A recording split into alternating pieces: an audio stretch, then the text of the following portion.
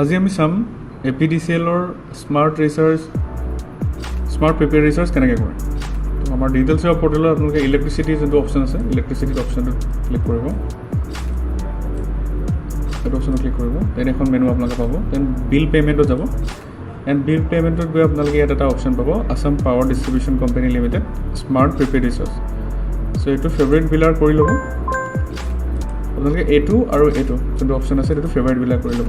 তো মই smart recharge কৰিম, চ' ইয়াত ক্লিক কৰিম, এণ্ড দেন ইয়াত consumer number and mobile number put কৰিম।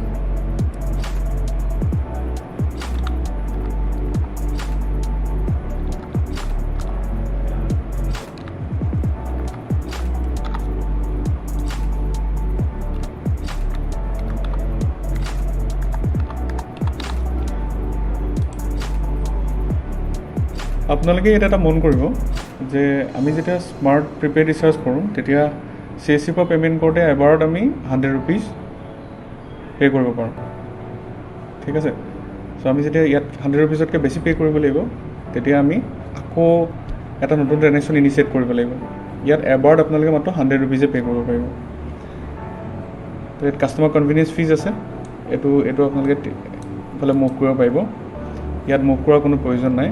দেন ইয়াত অলৰেডি দেখিছে যে আমি এটা ট্ৰেনজেকশ্যন কৰিছিলোঁ, চ' মই একচুৱেলি 200 rupees পে' কৰিব বিচাৰিছোঁ, গতিকে আগতে এটা ট্ৰেনজেকশ্যন কৰিছিলোঁ আৰু এতিয়া মই আকৌ এবাৰ ট্ৰেনজেকশ্যন কৰিম, এণ্ড দেন মই এগ্ৰিটো পে' কৰিম, এগ্ৰি পে' কৰাৰ পিছত মই ৱালেট পিন দিম।